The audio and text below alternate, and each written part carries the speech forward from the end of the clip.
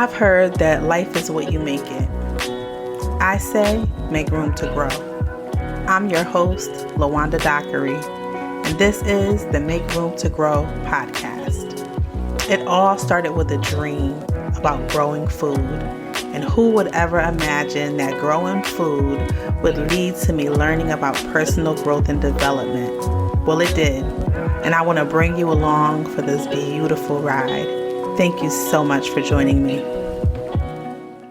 Hello, Grow Nation. Thank you so much for tuning in today. We have an action-packed show for you today. This will be quick but loaded with information. I want to give you the best chances possible to succeed in your growing. First up, what is your grow zone? A grow zone is also referred to as a plant hardiness zone. This number and letter sometimes that you'll find is tied to your zip code. You can go on to websites such as burpee.com, burpee.com. Plug in your zip code and it'll give you your grow zone. I hear you. You're like, LaWanda, what is a grow zone and why do I care? Well, your grow zone gives you guidance as to what plants would grow really well in your area given your climate. It'll take your zip code and it'll tell you what really thrives in that area. I'm actually located in Grow Zone 7A, so shout out to us. Next up, let's talk about frost dates. The time in between the last freeze, which is in the spring, and the time in between your first frost is what you want to aim for when you're looking to grow. That is the length of your growing season. If you simply do a Google search, you'll be able to ascertain these dates fairly quickly based upon your zip code. All right, so we know our grow zone. We know our frost dates.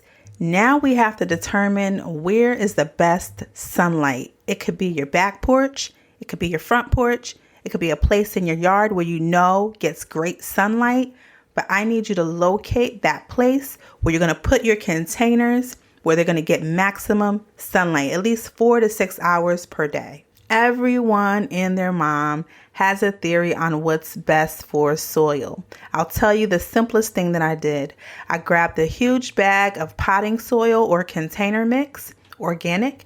I also grabbed a brick of cocoa core. It's made out of coconut husks and it expands when you put water with it. So it just keeps the light and airy feel to the soil so that the water can drain through, especially if you're growing in containers. And that's what I'm doing.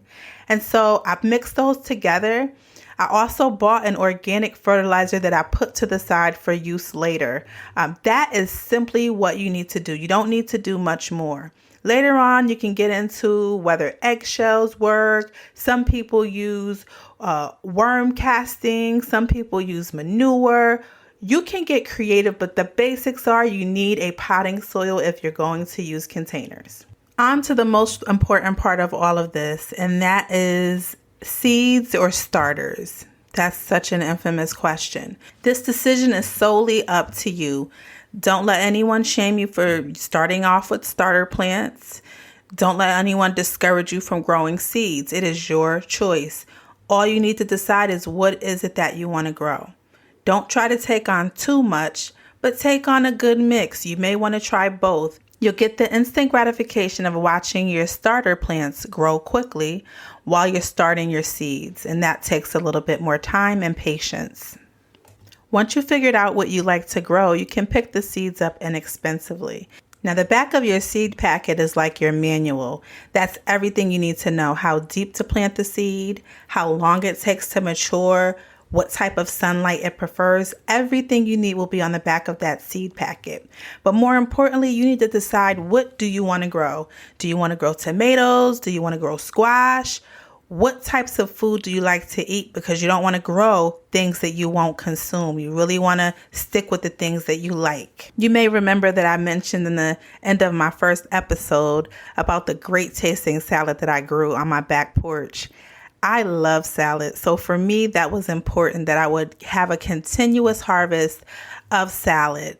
I had arugula, red lettuce, green lettuce, all different types and varieties. And for me, it was important to just keep that going. So Lettuce is actually really good if you want something that grows quickly. It grows within about 30 days. You'll get a quick harvest on that. Let's do this quick exercise. Let's pretend it's the end of the summer. We're going into fall. What would have been a successful growing season for you? Would a successful growing season be if you had a couple tomatoes, if you had a basket full of cucumbers, if you had a plate full of lettuce? What does success look like for you in growing? Well, I think I've given you enough information for one day. I'm looking forward to our next conversation because we will be talking about all types of containers. And I'm not limiting containers just to talking about natural containers. We are going to talk about containers as it pertains to your life. Ponder this. Just imagine if you wanted to grow to your maximum potential, but you were in a small, confined place. How do you think that would affect your personal growth? Until next time, think about the places in your life that you are going to be intentional about making room to grow.